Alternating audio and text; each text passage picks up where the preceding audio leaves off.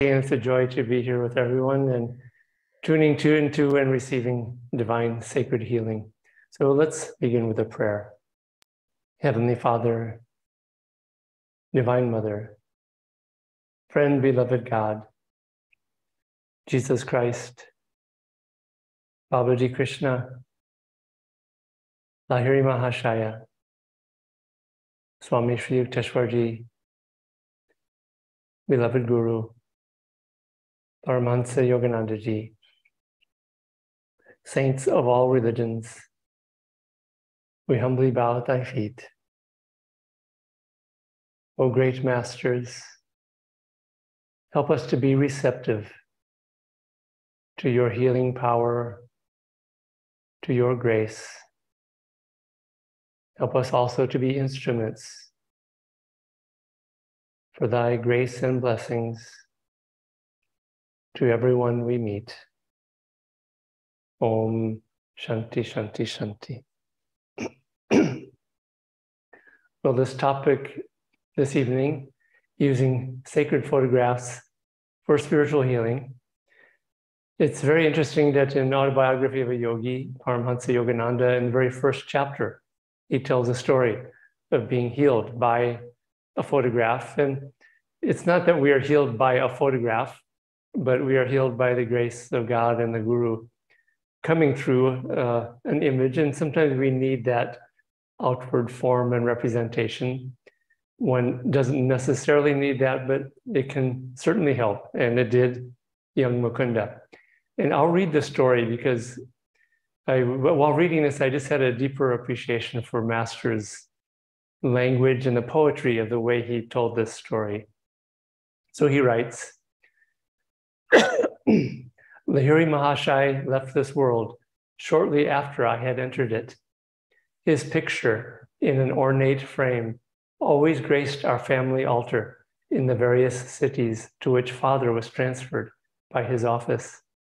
Many a morning and evening found Mother and me meditating before an improvised shrine, offering flowers dipped in fragrant sandalwood paste. With frankincense and myrrh, as well as our united devotions, we honored the divinity which had found full expression in Lahiri Mahashaya. His picture had a surpassing influence on my life. As I grew, the thought of the Master grew with me. In meditation, I would often see his photographic image emerge from its small frame and, taking a living form, sit before me. When I attempted to touch the feet of his luminous body, it would change and again become the picture. As childhood slipped into boyhood, I found Lahiri Mahashaya transformed in my mind from a little image, cribbed in a frame, to a living, enlightening presence. I frequently prayed to him in moments of trial or confusion, finding within me his solacing direction. At first I grieved because he was no longer physically living. As I began to discover his secret omnipresence, I lamented no more. He had often written to those of his disciples who were over-anxious to see him, "Why come to view my bones and flesh when I am ever within range of your kutastha, your spiritual sight?" I was blessed about the age of 8 with a wonderful healing through the photograph of Lahiri Mahashai. This experience gave intensification to my love. While at our family estate in Ichapur, Bengal, I was stricken with Asiatic cholera. My family was despaired of. The doctors could do nothing. At my bedside, Mother frantically motioned me to look at Lahiri Mahashai's picture on the wall above my head. "Bow to him mentally," she said. She knew I was too feeble even to lift my hands in salutation. "If you really show your devotion and inwardly kneel before him, your life will be spared." I gazed at his photograph and saw there a blinding light enveloping my body and the entire room. My nausea and other uncontrollable symptoms disappeared. I was well. At once I felt strong enough to bend over and touch Mother's feet in appreciation of her immeasurable faith in her guru. Mother pressed her head repeatedly against the little picture. O omnipresent Master, I thank thee that thy light hath healed my son. I realized that she too had witnessed the luminous blaze through which I had instantly recovered from a usually fatal disease. One of my most precious possessions is that same photograph. Given to Father by Lahiri Mahashai himself, it carries a holy vibration. So this story has a lot of lessons in it. One, that we can be healed through the power of a sacred image. More importantly, through the light of a great master that comes through that image. But more importantly is the faith and trust and our own attunement to the great master behind that image. And so, yes, do use sacred images for healing. This is why we sit in front of an altar, I think, is just to have the darshan. And I think even though we're not aware of it, and those images don't come to life all the time, maybe for some people they do, we are receiving that grace and that light from those images all the time when we meditate. I don't think we realize how much we receive from that. But a lot depends on our faith and receptivity. And Master in this story, he gave emphasis to his mother's own faith in the healing power of Lahiri Mahashai as an integral part of this receptivity and receiving this healing. So faith is extremely important. And it's very interesting that it wasn't even Mukunda's own faith. I mean, he certainly had it, but he described it as his mother's faith that had the power to attract that healing for him. Mukunda also had that trust, but he also had this attunement to tuning into Lahiri Mahashai through that image over and over and over again during meditation, during prayer, and over time, that image would come to life. And it was very sweet the way Master described that luminous form of Lahiri Mahashai coming out of this cribbed little image, and he would touch his feet, and then the form would go back into the image. And it was almost like Lahiri Mahashai was playing hide and seek, playing a game with young Mukunda. And so also just have this lightness and joy with these sacred images, and play with it and experiment with it. With healing, I know people who have taken a small photo of Yogananda and put it under their pillow when they sleep at night for protection and healing. And I've heard wonderful stories about this. But do have these sacred images around us in your room, where you sleep, next to you. There's no place in our house that cannot have this image. I'm bemused by a story from the early days of Ananda. We had a restaurant and a cafe in California near Ananda Village. And they had photos of the masters everywhere, all over the place. And someone even put a photo of Yogananda in the bathroom. And some people would consider that sacrilegious.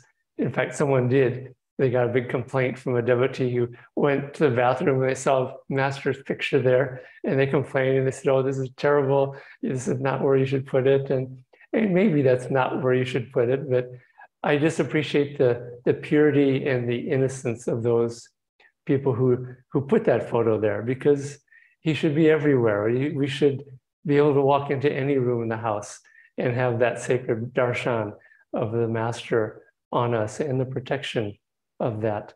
Now, that's one side of the power of a sacred image, but there's also another side that comes more in our own heart. There was a study done, and I came across this study many years ago when I was dealing with some very intense chronic pain that was really, very almost overwhelming at times for several years. And I was traveling and I saw the New York Times, and on the front page, there was an article about using an image to overcome chronic pain. And in this case, it was intriguing because they did a study and they found that people, when they sat in front of an image every day for a certain amount of days, of a loved one, the image of a loved one, a spouse usually, that their pain levels went way down by just looking at that image of a loved one.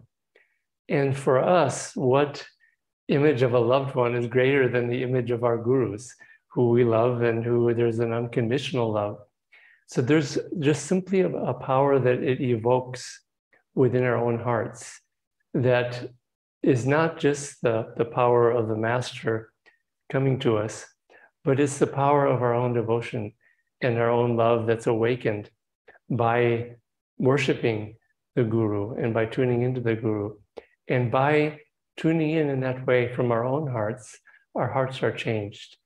And this is the combination of self-effort combined with divine grace, because it does take self-effort. It's not a passive thing where the image will heal us.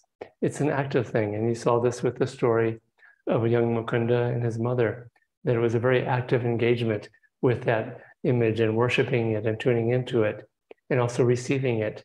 But even just this image itself, when we struggle with meditation, have difficulty concentrating, I do this quite often where I will just open my eyes and look at the images at the altar and look at their eyes and just feel that grace and feel my own devotion and warmth and love and magnetism of the heart increasing, partly due to my own devotion and love, and partly due to their magnetism and their power to change my heart. So it's almost like a two-way conversation, and more deeply than that, it's a communion of us with the guru through that image. Finally, I'll just mention something that Swami Kriyanandaji said to me once, where I asked him about devotion to the guru and being receptive to the guru and visualizing the guru in front of us and receiving his grace coming into our hearts. And I asked him, is that a good practice? Is that enough? Because I had a feeling there was more than that. And he said, yes, it's good. But he said, it can be more than that. And he said, when you commune with the guru, feel that there's no separation, that you and the guru, yes, we start by praying to the guru and talking to him, looking at the image, but then feel that the guru's aura and your aura are merging and becoming one, and that you are one. And this is what young Mukunda experienced. The light of the Hari Mahashaya entered into him and became him and was part of him. And there was not a separation between him and the Hari Mahashaya. And that is the deeper way of really communing with not just an image out there, but with the light and the magnetism of the guru in here, in our own hearts. So experiment with this in this coming week and just play around with this idea of using sacred images of our masters in different creative ways, including ways that I haven't talked about tonight. So let's now close with a healing prayer. We'll send blessings and grace to all the world. This world needs so much healing. People are suffering everywhere. There's war, there's poverty, there's disease, there's especially spiritual disease. The spiritual disease of grief, sorrow, doubt, lack of faith. And let's send Divine Mother's blessings to her children, to our own brothers and sisters everywhere on the planet. Divine Mother, thou art omnipresent. Thou art in all thy children. Manifest thy healing presence throughout this planet, in all bodies, minds, and souls.